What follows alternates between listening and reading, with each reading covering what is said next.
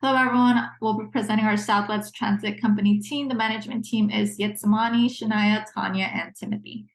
In order to create the ideal team, we believe that the team should be able to work efficiently. One of the great deals is to be able to work together. As long as everybody can work together, we feel like it should be a big impact, as well as communicating. Communicating is such a big deal just because we want the new ideas to merge. However, we want people to be able to talk to each other and agree and disagree on various different topics within this project. The 4 team members that were selected were William, Elizabeth, Natalie, and Caitlin. As you could see here, they do range in how many years they've been with the company. However, we see this as a big pro just because everybody knows so like different levels of what they've been working on, the types of projects that they've seen. So we feel like this can be a great balance in the transit company project. One person that we did talk a little bit was Caitlin, just because she was with the company a little less than a year. However, we believe that with a fresh mind, she's going to be able to have a big impact. These are just some of the weaknesses that we noted. William is close to retiring. However, since he is a bit of a perfectionist, we see that this may come out as a positive. Elizabeth, she may rush to meet deadlines when necessary. That's one of her weaknesses. Natalie, she can be very competitive and may not trust her colleagues. And Caitlin, she is pretty new to the company and can take criticism personal. However, we believe that just as how a balance works, they can each balance each other out and probably motivate each other in order to get the project done and have exceptional outcomes. So these are just some of the weaknesses and pros, but we believe that this team will bring exceptional results. And I'll pass it on to Tanya, who will be talking about her part. Okay.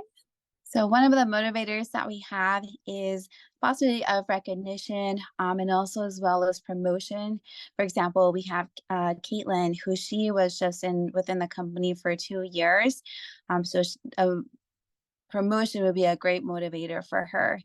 And then in our next slide, we show here the theory method as well as the basic expectancy model.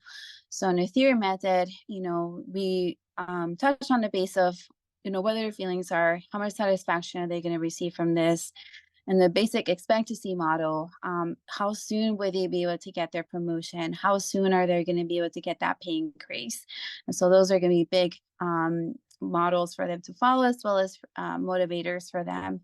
And then on the next slide here, we show managing conflict and fostering collaboration, building small activities that allow trust to develop for them to go ahead and create that bond with each other, as well as having continual meetings where they have free-flowing communication, where everyone's able to share their ideas in a way where everyone feels safe and there's not that confrontational communication within the group. And now off to Shania. So I'm going to be talking about the 4 tenets of conscious capitalism and how this team embodies these ideals through their project. Starting with higher purpose, it's important for this team to see the big picture, not just looking at this as one project of many, but the greater impact that this specific project can have on the success and the longevity of this organization. Several members of the chosen team do work better under pressure when they're able to see immediate value in a project, and this encompasses this idea of overall higher purpose. Another part of conscious capitalism involves the culture that's created. So this team of 4 must focus on creating a positive working environment among themselves to tackle such a major project in a short amount of time. Even though they might all have differing ideas and opinions, it's crucial for them to be able to listen and value each other's ideas to create that positive culture.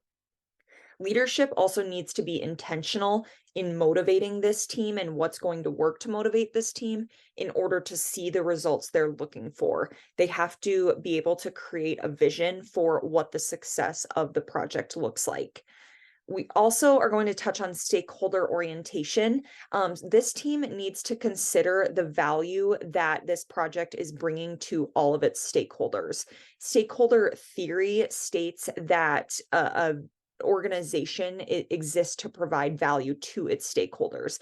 Specifically in this campaign, they need to demonstrate what the value is to its customers, what sets Southwest Transit apart from its competitors, how can they create loyal customers that are happy and keep coming back.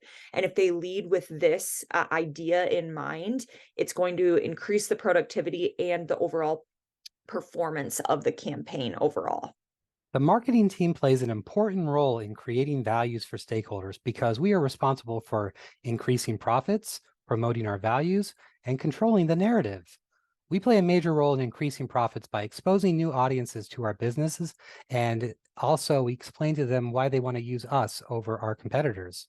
This is done through advertisements, which is also one of the main ways we promote our values. In our ads, we can talk about what our values are as a company and promote these values through things like slogans or jingles. For example, Southwest Transit, fast, reliable, affordable. The last major role we play is controlling narratives. Sometimes bad things happen. And as the public face of our business, we need to be able to minimize negative narratives and maximize positive narratives. Doing this will ensure that our brand image will remain positive, which of course keeps our stakeholders happy. Creating the stakeholder value is a team effort, so let's talk about each team member and how they accomplish this goal. William is very experienced. He's been here for a while and he knows what he's doing. This will ensure that as we switch over to new rules, they will be formed at maximum efficiency from the very beginning.